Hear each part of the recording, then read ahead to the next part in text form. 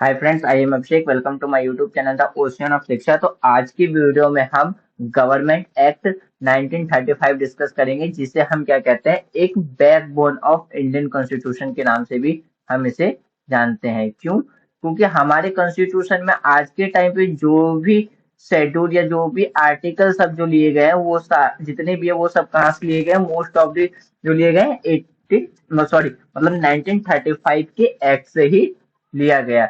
यानी कि जो हमारा 1935 का जो गवर्नमेंट एक्ट था, ये क्या कर रहा था? तो इसमें भारत की एक जिम्मेदार सरकार की राष्ट्रवादी मांगों को पूरा करने के लिए अगस्त में जो 1935 है, उसे ब्रिटिश संसद के द्वारा भारत सरकार अधिनियम पारित किया गया था।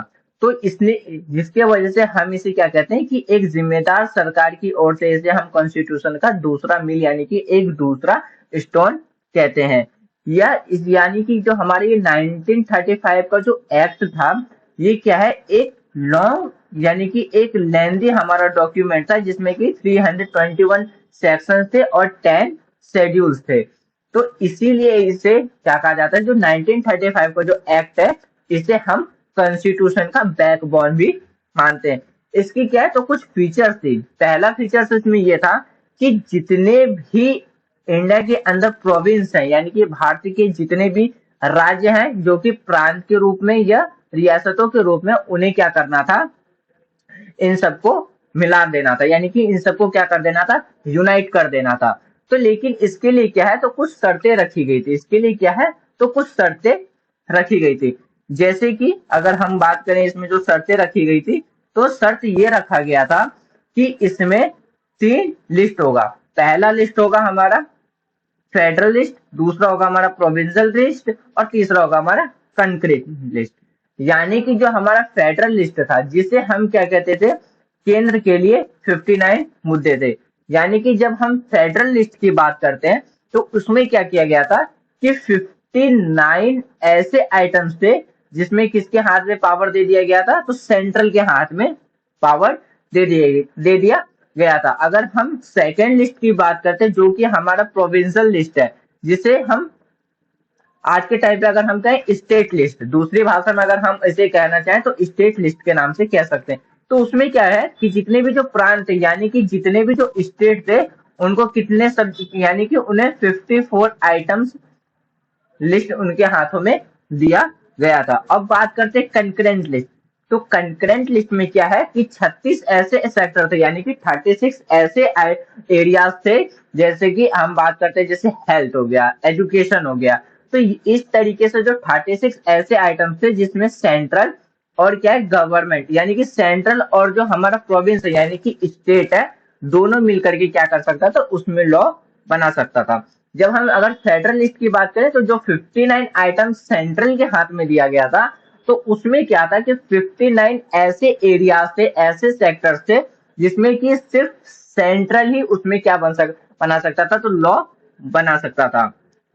जब हम प्रोविंस की बात करते हैं, तो 54 जो आइटम्स प्रोविंस के हाथ में दिए गए थे, उसका मतलब था कि 54 ऐसे सेक्टर्स या एरियाज थे जिसमें अंदर क्या है कि स्टेट अपना कानून बना सकता था।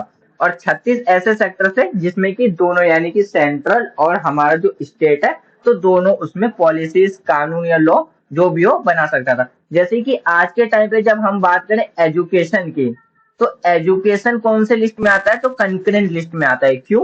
क्योंकि इसमें स्टेट और जो सेंट्रल है, तो दोनों इसमें क्या है, न्यू पॉलिसीज ला सकते हैं। तो इसलिए एजुकेशन को किसमें, तो एक स्टेट लिस्ट सेंट्रल यानी कि कंकरेंट लिस्ट में रखा जाता है। तो जब हम बात करते हैं हेल्थ की, तो हेल्थ किसके अंदर में आता है, तो वो एक स्टेट के अंदर में आता है। यानी कि वो एक स्टेट लिस्ट में आता है, जिसमें हेल्थ से रिलेटेड कोई भी अगर इशू है, तो वो क्या कर सकता है, तो उसमें स्टेट अपना कोई भी पॉलिसी बना सकता है। तो इस तरीके से क्या है, जब 1935 का जब एक्ट आता है, तो इन शर्तों के बेस पे क्या करते हैं, तो हमारी कंट्री में जितने भी स्टेट हैं या जो कि जितने भी प्रोविंस हैं, उन सबको यूनाइट करने की बात कही जाती है। अगर हम इसमें दूसरी विशेषता की बात करें, तो उसमें क्या था, जो भी हमारी कंट्री के जो वायसराय थे, उसे क्या है, एक अवशिष्ट शक्तियां क्या कर दी गई थी, तो प्रदान कर दी गई थी।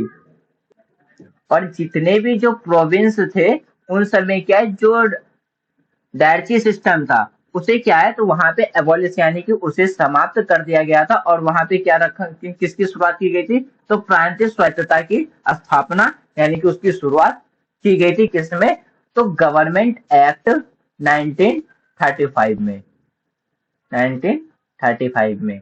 क्यों, क्योंकि यहाँ पे जो डायरची का मतलब है, डायरची दो वर्ड से मिलके, मतलब दो वर्ड से मिलके बना है। तो और जैसे कि जिसमें हम कहते हैं, जिसका मतलब होता है डबल गवर्नमेंट, डबल गवर्नमेंट। तो वो उसकी जो प्रांतों में यानी कि जितने भी जो हमारे प्रोविंस थे उसमें जो डायरची सिस्टम थे उसको क्या कर दिया गया था, तो पूरी तरीके से एबॉलिश यानी कि समाप्त कर दिया गया था।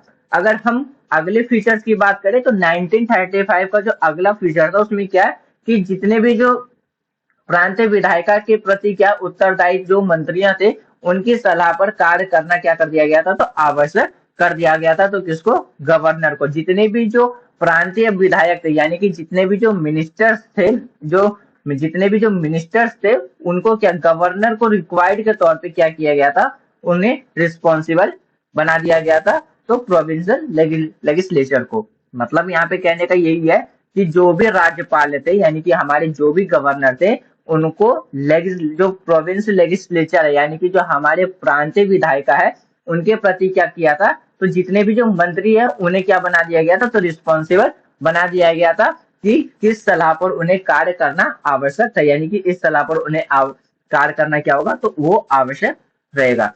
लेकिन ये जब 1937 में लागू हुआ और 1939 में इसे क्या कर दिया गया था, तो बदल दिया गया था।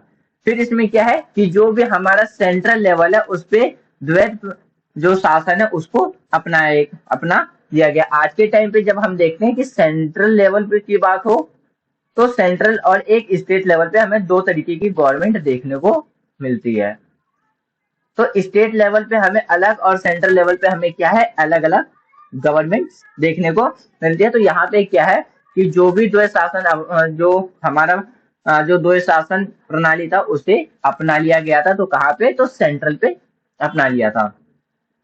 अगर हम इसमें अगले फीचर्स की बात करें तो जो क्या है, 11 में से 6 ऐसे प्रोविंस थे जिन्होंने क्या किया था कि बाइक्रैमिकल को क्या कर लिया था, तो अपना लिया था। जैसे कि हम बात करें बंगाल, मुंबई, मद्रास, बिहार, आसाम और संयुक्त प्रांत यानी कि जो हमारा आज के टाइम पे क्या है, उत्तर प्रदेश है, में क्या है, विधानमंडल को द्वैत शासन यानी कि विधान परिषद और विधानसभा वहां पे स्थापित किया गया था। तो आज के टाइम पे भी क्या है, हमारी कंट्री में 6 ऐसे स्टेट है जहां पे बाइकैमिकल हमें देखने को मिलते हैं, जिसमें हमें लेजिस्लेचर काउंसिल और लेजिस्लेटिव असेंबली दोनों ही देखने को मिलता है।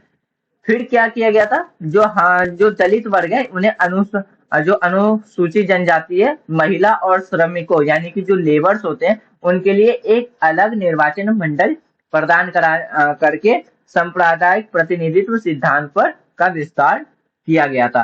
तो ये सारे फीचर्स हमें किसमें देखने को मिल रहे हैं, 1935 के एक्ट में। और यही सारी चीजें कहाँ है, आज हमें हमारी कॉन्स्टिट्यूशन में देखने को मिलता है। अब बात करें, इसने जो 1858 में भारत सरकार अधिनियम द्वारा स्थापित परिषद को क्या किया, तो पूरी तरीके से समाप्त कर दिया था। अगला जो फीचर था इसमें, जो फेडरल सब्जेक्ट था वो क्या था, तो डिवाइडेड कर दिया गया था और क्या किया था, रिजर्व सब्जेक्ट कर दिया गया था और ट्रांसफर सब्जेक्ट कर दिया गया था। कहने का मतलब है कि जितने भी जो संघीय विषयों को क्या किया था, तो आरक्षित विषयों और हस्तांतरित विषयों में क्या कर दिया था, पूरी तरीके से विभाजित कर दिया था। कहने का मतलब है कि जो भी फेडरल सिस्टम थे उसको क्या किया गया था, तो रिजर्व और जो ट्रांसफर सब्जेक्ट में दोनों में डिवाइडेड कर दिया गया था। और देश की करेंसी और क्रेडिट को नियंत्रित करने के लिए किसकी स्थापना की गई थी, आरबीआई की स्थापना की गई थी, यानी कि रिजर्व बैंक ऑफ इंडिया की स्थापना की गई थी। फिर हम बात करें जो हमारा federal plus provincial plus joint public commission भी इसमें क्या हुआ था, तो स्थापित किया गया था।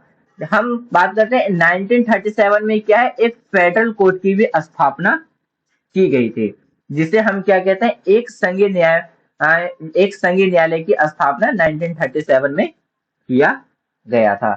तो ये था हमारा 1935 का गवर्नमेंट एक्ट, जिसे हम क्या कहते हैं, अगर हम बैकबोन ऑफ इंडियन कॉन्स्टिट्यूशन के नाम से भी कहते हैं, बैकबोन ऑफ इंडियन कॉन्स्टिट्यूशन। क्यों कहते हैं? क्योंकि ये सबसे बड़ा क्या था, हमारा एक अधिनियम था जिसमें क्या थे, तो कितने यानी कि 321 सेक्शन और 10 शेड्यूल थे। ये अब तक का सबसे बड़ा क्या था, तो ये एक एक्ट था। तो मुझे उम्मीद है कि आपको 1935 का एक्ट यानी कि गवर्नमेंट एक्ट 1935 समझ में आ गया होगा। यदि कोई डाउट्स हो तो आप उसे कमेंट बॉक्स में लिख देना, मैं उसे नेक्स्ट क्लास में उस डाउट को क्लियर कर दूंगा। तो कल जो हम डिस्कस करेंगे वो हम डिस्कस करेंगे इंडियन गवर्नमेंट एक्ट 1947। तो thanks for watching friends, take care, जय हिंद।